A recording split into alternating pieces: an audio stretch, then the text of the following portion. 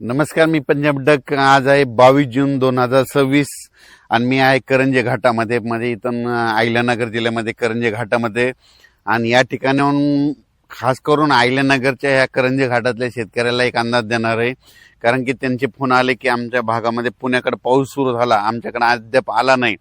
तर ह्या करंजे घाटातल्या संपूर्ण भागातल्या शेतकऱ्याला, पाथर्डी तालुक्यातल्या अहिल्यानगर जिल्ह्यातल्या शेतकऱ्याला सांगू इच्छितो की आज 22 जूनला म्हणजे आज रात्रीच्याला तुमच्या भागामध्ये चांगला जोराचा पाऊस सुरू होणार आहे. आजपासून तर चांगला जवळपास 5 जुलैपर्यंत चांगला पाऊस बरसणार आहे. आणि तुमच्या इकडे छोटे छोटे तळे त्याच्यात देखील पाणी येणार आहे, म्हणून हा अंदाज लक्षात यायचा. तुमच्या भागात दुष्काळ वगैरे काही पडणार नाही, म्हणून हा अंदाज देखील लक्षात यायचा. पण राज्यातल्या सर्व शेतकऱ्याला सांगू इच्छितो की राज्यामध्ये पूर्व विदर्भ, पश्चिमी विदर्भ, दक्षिण महाराष्ट्र, उत्तर महाराष्ट्र, कोकणपट्टी, खानदेश, मराठवाडा सर्व शेतकऱ्याला सांगू इच्छितो की आज 22 जून पासून मी म्हटलं होतं ना, काल 21 ला पाऊस सुरू होईल. तर 21 ला पुणे, नाशिक, सातारा, बऱ्याच भागामध्ये मुंबई सगळीकडे पाऊस सुरू झाला. संभाजीनगरकडे देखील आता देखील जाफराबादला पडला. पण आता राज्यातल्या सर्व शेतकऱ्याला सांगू इच्छितो आज 22 जून पासून आजपासून राज्यातला पाऊस आणखीन वाढत जाणार आहे. 22 ला 23, 24, 25 असं करत करत 5 जुलैपर्यंत सगळ्या राज्यभर पाऊस पडणार आहे. सगळ्या राज्यातल्या सर्व शेतकऱ्याच्या पेरण्या होणार आहेत, म्हणून हा अंदाज सर्वप्रथम शेतकऱ्यांनी लक्षात घ्यायचा. राज्यात ठिकठिकाणी म्हणजे आज 22 जून पासून ते जवळपास 5 जुलैपर्यंत सगळीकडे पाऊस पडणार आहे आणि सगळ्या शेतकऱ्याच्या पेरण्या सुरू होतील, म्हणून हे देखील लक्षात घ्यायचं. दुष्काळ वगैरे काही पडणार नाही. आणि सर्वप्रथम आनंदाची बातमी आणखीन सांगू इच्छितो की जुलैच्या म्हणजे 2 जुलै ते 20 जुलैच्या दरम्यान राज्यामध्ये अतिवृष्टी होणार आहे, म्हणून हा अंदाज लक्षात घ्यायचा. पुणे जिल्हा, त्याच्यानंतर कोकणपट्टी, त्याच्यानंतर मुंबई, उत्तर महाराष्ट्राकडे अतिवृष्टी होईल. मग त्या अतिवृष्टी झाल्यामध्ये जे कॅचमेंट एरियातले धरण आहेत, जायकवाडी धरण, त्याच्यात देखील पाणी यायला सुरुवात होईल. इकडे पुण्याकडे पडल्यामुळे तिकडे कोयना धरणाकडे देखील पाणी यायला सुरुवात होईल. त्याच्यामुळं हे देखील सर्व शेतकऱ्यांनी अंदाज लक्षात द्यायचा. आज दुपारनंतर जे पाऊस सुरू होणार आहे 22 जूनला, तर तुम्हाला सांगू इच्छितो आज लगेच काय होणार सगळीकडे महाराष्ट्रामध्ये काय होणार, पश्चिम महाराष्ट्र, कोकणपट्टी, त्याच्यानंतर इकडे मराठवाड्याकडे देखील येणार आहे, विदर्भाकडे देखील येणार आहे. म्हणजे जवळपास आज बराच भाग जवळपास व्यापून टाकणार आहे, म्हणून हा अंदाज लक्षात यायचा.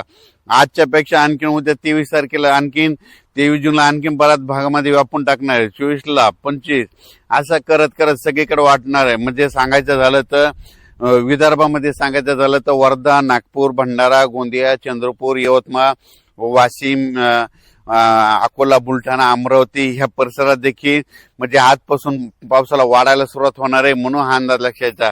विदर्भात मात्र 23, 24, 25, 26, 27 दरम्यान चांगला पाऊस बरसणार आहे. त्या शेतकऱ्याचे देखील पेरणी होणार आहे, म्हणून विदर्भातल्या 11 जिल्ह्यातल्या शेतकऱ्यांनी हा अंदाज लक्षात यायचा.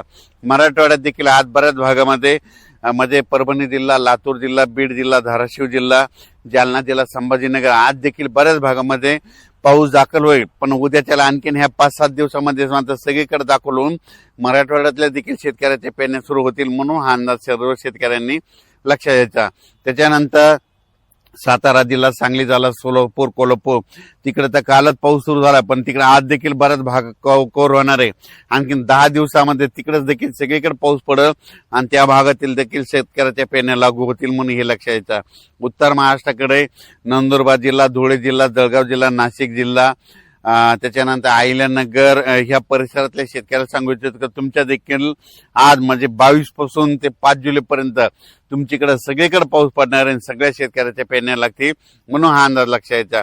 शेतकऱ्याला ही विनंती, शेतामध्ये पाऊस पडल्याच्या नंतर जमिनीमध्ये ईदभर ओल गेली तर तुम्ही कधी पेरणी करू शकता, म्हणून हा अंदाज लक्षात यायचा. 4-6 बोटावर जर ओल केली तर तुमचे पेरणी खराब होते. त्याच्यामुळे 4-6 बोट पेरणी करू नये. ईदवर चांगले ओल गेल्याच्या नंतर तुम्ही पेरणी कधी करू शकता, म्हणून हे शेतकऱ्यांना लक्षात यायचं. पण राज्यात मात्र आजपासून परत जास्त पाऊस वाढायला सुरुवात होणार आहे. दुष्काळ वगैरे काही पडणार नाही. परत एकदा सांगतो, जूनमध्ये यावर्षी मी म्हटलं तर कमी पाऊस राहणार, जुलैमध्ये जास्त, ऑगस्टला कमी आणि सप्टेंबर, ऑक्टोबर परतीचा पाऊस धुमाकूळ घालणार आहे, म्हणून हे अंदाज देखील लक्षात यायचा. पण जुलै महिन्यामध्ये मात्र राज्यामध्ये ठिकठिकाणी अतिवृष्टी होणार आहे, म्हणून हा अंदाज सर्वप्रथम लक्षात यायचा. परत कोणत्या कोणत्या भागात होणार आहे त्याचा सविस्तर अंदाज पुढच्या अंदाजात दिला जाईल. धन्यवाद.